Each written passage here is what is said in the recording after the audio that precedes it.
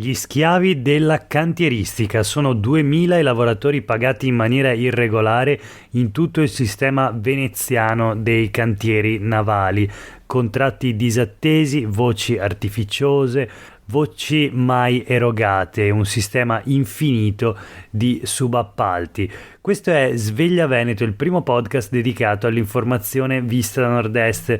Io sono Jack Calcetto, oggi è mercoledì 29 marzo 2023. La prima notizia del giorno riguarda l'inchiesta Fincantieri a Venezia, paghe irregolari, contratto collettivo nazionale disatteso, cedolini fittizi con voci artificiose per corrispettivi mai erogati al dipendente e di conseguenza un notevole flusso di denaro mai confluito nel sistema fiscale nazionale. La Guardia di Finanza di Venezia ha individuato nel corso di un'attività che vede impegnate le fiamme gialle da almeno 5 anni quasi 2000, per la precisione 1951 lavoratori impiegati nella cantieristica navale irregolarmente inquadrati all'interno del meccanismo a scatole cinesi che gravita attorno al mondo di appalti, subappalti, agenzie interinali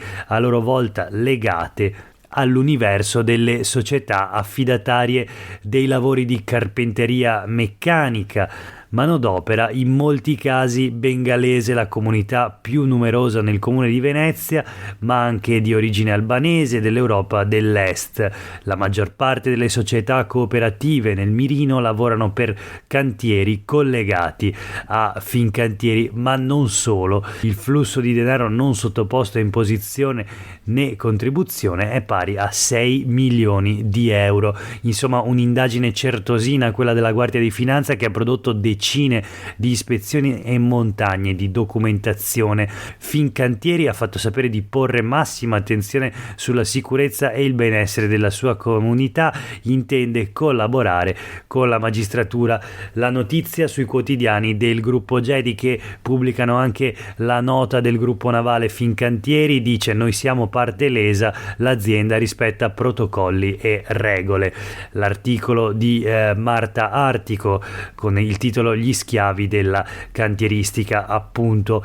Non solo il Veneto, comunque figurano altre 5 regioni italiane: Friuli Venezia Giulia, Liguria, Marche, Sicilia, Puglia, che sono state coinvolte nell'attività di indagine diretta dalla procura. Allora leggiamo sulle pagine dei quotidiani del gruppo Gedi, in particolare la Nuova Venezia, che dedica le prime 4 pagine alla questione, a questa inchiesta. Così il metodo Fincantieri scoperchiato dalle indagini. Il pubblico ministero Giorgio Gava, nel capo di imputazione, lo chiama metodo Fincantieri, sfruttamento della manodopera straniera da parte delle ditte in subappalto nella costruzione delle navi, con operai pronti a sopportare stipendi da 5, 6, 7 euro all'ora, niente straordinario festivi né ferie pagate, pur di avere un lavoro e il permesso di soggiorno. Il ricatto è sempre quello, naturalmente, a monte però assegnazioni di lavoro al massimo ribasso da parte dei dirigenti dell'azienda pubblica, con corrispettivi ulteriormente spolpati nei passaggi tra i vincitori dei lavori e la filiera dei subappalti.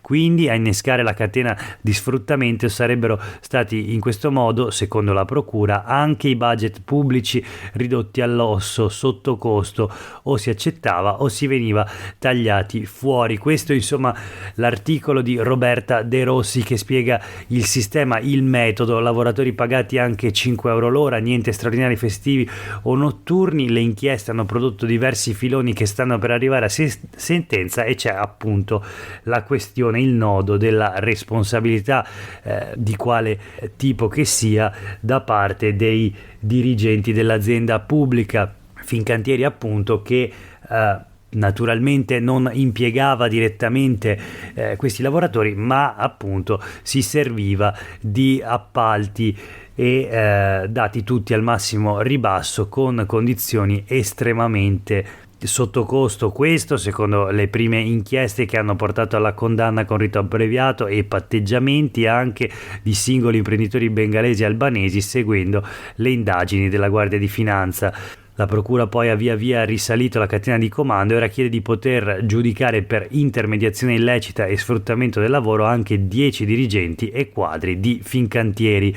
Alcuni vertici e altri 5 dipendenti sono poi accusati di corruzione tra privati ed aver ottenuto dalle imprese appaltatrici stipendi mensili fino a 1.000 euro, vacanze, orologi di lusso per concedere loro i lavori. Il tutto però, sostiene ancora la procura, legato al fatto che i dirigenti indagati davano attuazione a precise linee strategiche di politica aziendale della Fincantieri SpA, improntate all'esternalizzazione della quasi totalità delle lavorazioni e al massimo risparmio sul costo del lavoro, imponendo nei contratti di appalto corrispettivi non commisurati alle ore necessarie per le lavorazioni, con valutazioni irrealistiche, prezzi economicamente insostenibili.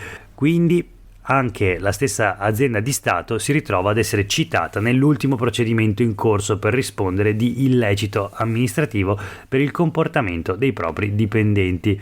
Questo, accuse pesantissime quindi, e che troviamo sempre sulle pagine dei quotidiani del gruppo Gedi, ma proseguiamo con le reazioni a questa inchiesta. La prima a denunciare fu la FIOM, che dice oggi: vergognoso il silenzio delle istituzioni, il sindacato rivendica il merito di aver scoperchiato la situazione di irregolarità, senza dei contratti chiari i lavoratori perdono i diritti fondamentali. Interviene anche la UIL, sconcerta che nel ricco ed evoluto nord-est esistano situazioni simili.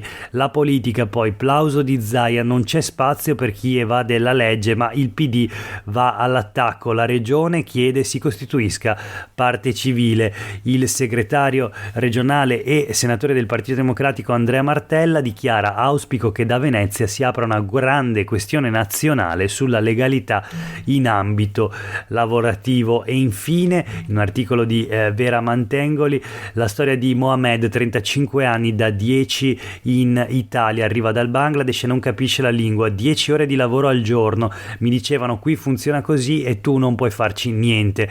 Quando arrivi da un paese straniero, spiega Mohamed, e devi lavorare, ti può capitare di tutto. Questo il racconto. E poi sotto il sociologo del lavoro alla Scuola Normale di Pisa Guglielmo Meardi, che spiega il meccanismo: buste paga incomprensibili, così i lavoratori di origine straniera cadono nella trappola. Questo sulle pagine dei quotidiani del gruppo Gedi. Brevemente leggiamo anche i titoli di Gazzettino e Corriere del Veneto. Allora abbiamo il caso, l'inchiesta Fincantieri, quasi 2000 irregolari nella galassia, appalti Porto Marghera in gran parte bengalesi, gestiti da 15 società in mano a stranieri. Le posizioni più gravi per la procura sono 393, con casi di vero sfruttamento. Le prime sentenze sono già arrivate, altri processi in corso. L'azienda anche qui dichiara impegnati a garantire legalità, siamo parte lesa. Il Corriere del Veneto: l'inchiesta della procura di Venezia, pagati 7 euro l'ora e niente diritti, 2000 sfruttati in Fincantieri. Anche qui il focus naturalmente sull'aspetto diciamo legato all'immigrazione. Si tratta per lo più di bengalesi e migranti dell'est Europa impegnati nei subappalti. Ci sono anche le reazioni della politica, sindacati e politica all'attacco. L'azienda dichiara che le forniture sono costantemente monitorate. 5 anni di indagini e si spiega il meccanismo della paga globale. Secondo investigatori e magistrati e lavoratori impiegati in appalti e subappalti veniva corrisposta una paga oraria forfettaria onnicomprensiva di tutte le indennità previste dai contratti nazionali di lavoro, trattamento di fine rapporto, buono pasto, indennità di trasferta. Le dichiarazioni di FIOM CGIL: dal 2018 denunciamo gravi situazioni di sfruttamento, ma da allora nulla è cambiato. Insomma, una situazione gravissima quella a Porto Marghera nei cantieri navali della Fincantieri.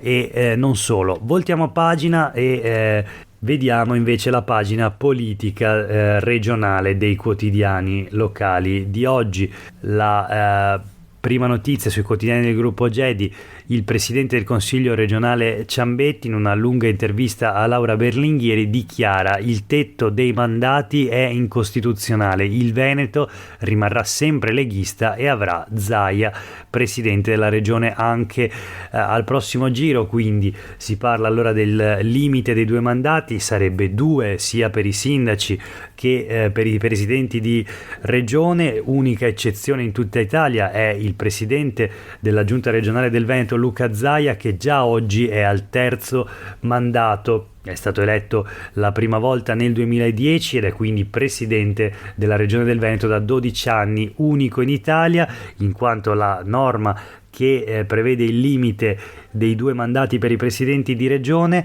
è stata introdotta successivamente alla sua prima elezione, ha quindi potuto godere di una sorta di mandato zero. Ma torniamo all'intervista di Roberto Ciambetti, presidente del Consiglio regionale.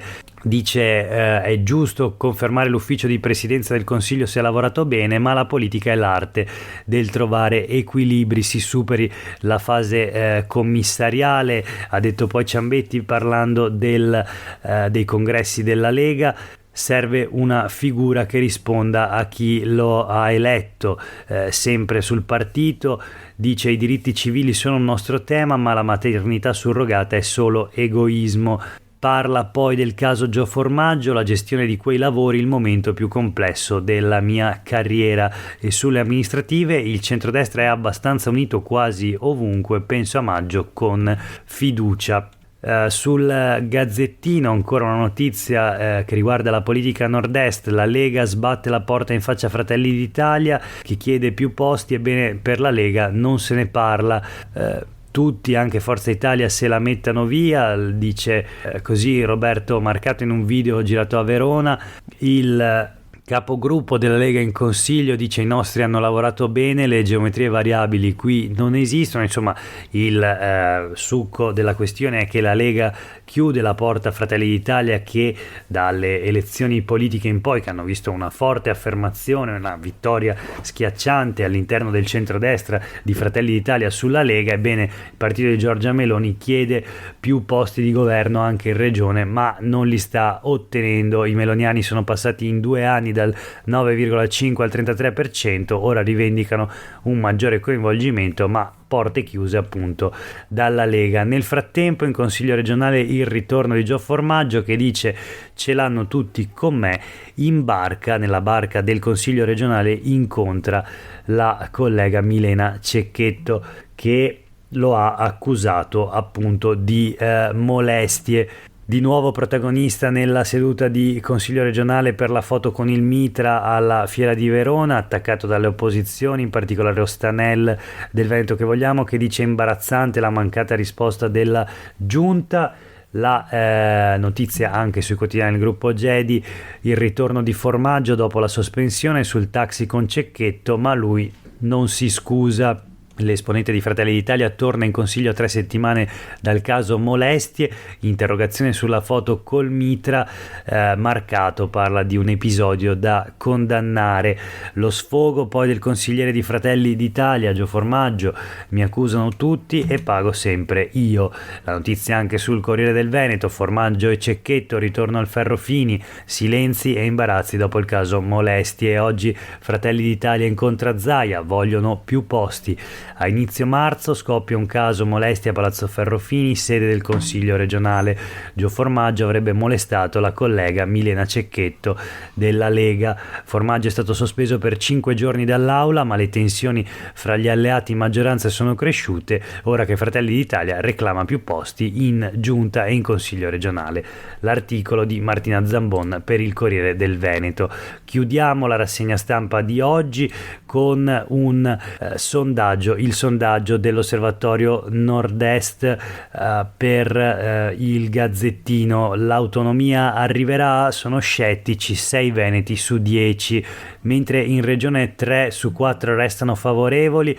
Malgrado i passi avanti a livello istituzionale, aumenta in modo significativo la percentuale di chi non ci crede, e per il 35% degli elettori tra Veneto, Friuli e Trentino, l'unità nazionale è a rischio con l'autonomia, quindi 35 elettori su 100 a nord-est sono convinti che l'autonomia possa spaccare il paese, seppur appunto sempre più lontana. Gli elettori più preoccupati da questo scenario sono quelli del Movimento 5 Stelle, addirittura l'82% degli elettori del partito di Giuseppe Conte è convinto appunto che l'autonomia possa mettere a rischio l'unità nazionale. Per oggi è davvero tutto, grazie per aver ascoltato questa puntata di Sveglia Veneto, a tutte e tutti voi una buona giornata.